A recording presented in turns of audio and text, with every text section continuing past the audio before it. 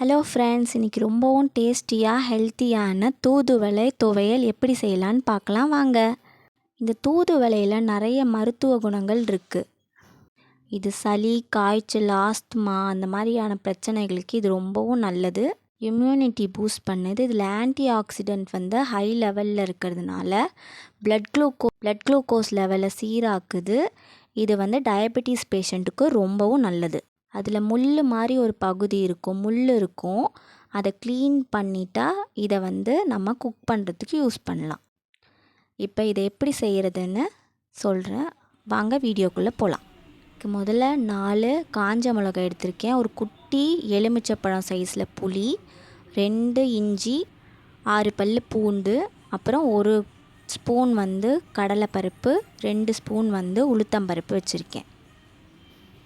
முதல்ல பாத்திரத்தில் 1 ஸ்பூன் எண்ணெய் ஊற்றிட்டு நான் எடுத்து வச்சுருந்த உளுத்தம்பருப்பும் கடலைப்பருப்பும் அதில் போட்டு நல்லா வதக்கிக்கலாம்.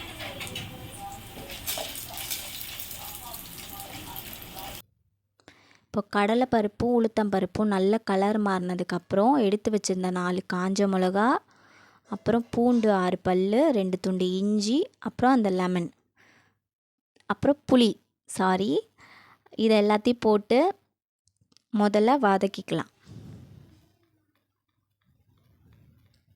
இப்போ ஒன்றா வதக்கினதுக்கப்புறம் க்ளீன் பண்ணிவிட்டு வாஷ் பண்ணி வச்சுருக்க தூதுவளையை இதில் சேர்த்துக்கலாம். இது ஒரு பேக்கெட் தூதுவளை, இந்த 20 ரூபாய்க்கு கவரில் கட்டி வச்சு அந்த மாதிரி ஒரு பேக்கெட். இதுக்கு இந்த பொருளெல்லாம் கரெக்டாக இருக்கும். இப்போ இதில் கொஞ்சம் நல்லா வதங்கி ஒன்றா சேர்ந்து வர வரைக்கும் இதை வதக்கிக்கலாம்.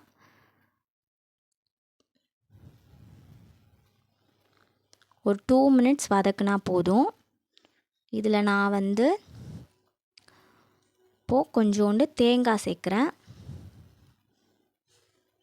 ஒரு 2-3 பத்தை தேங்காய் சேர்த்துருக்கேன் நான். இதை இப்படியேவும் அரைச்சி சாப்பாடு கூட வச்சு சாப்பிடலாம். நான் கொஞ்சம் தேங்காய் போட்டிருக்கேன், கொஞ்சம் டேஸ்ட் நல்லாயிருக்கும். இப்போ தேங்காய் சேர்த்துட்டு அதையும் கொஞ்சம் வதக்கிக்கலாம். வதக்கிட்டு இதில் தேவையான அளவு கொஞ்சோண்டு உப்பு சேர்த்துக்கலாம். உப்பு சேர்த்து இப்போ இதை ஜாரில் சேர்த்து ரொம்ப கொரன்னு இல்லாமல் ஓரளவுக்கு கொஞ்சமாக கொரன்னு இருக்க அளவுக்கு தண்ணி விசைக்காமல் இதை அரைச்சிக்கலாம். ரொம்ப தண்ணியாகவும் இருக்கக்கூடாது, கொஞ்சம் கொரகொரப்பாக இருந்தால் சாப்பாடு கூட வச்சு சாப்பிட நல்லாயிருக்கும்.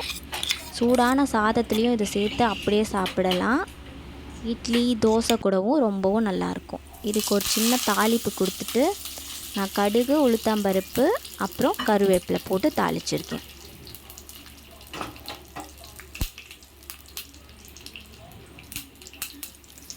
இதை தாளிச்சிட்டு உடனே சாப்பிட்றலாம். இதில் ரொம்பவும் மருத்துவ குணம் இருக்குது. அதனால் இது சின்ன பசங்கள்லேருந்து பெரியவங்க வரைக்கும் எல்லாருமே சாப்பிடலாம். சின்ன பசங்களுக்கு ரொம்பவும் நல்லது. தேங்க்ஸ் ஃபார் வாட்சிங்.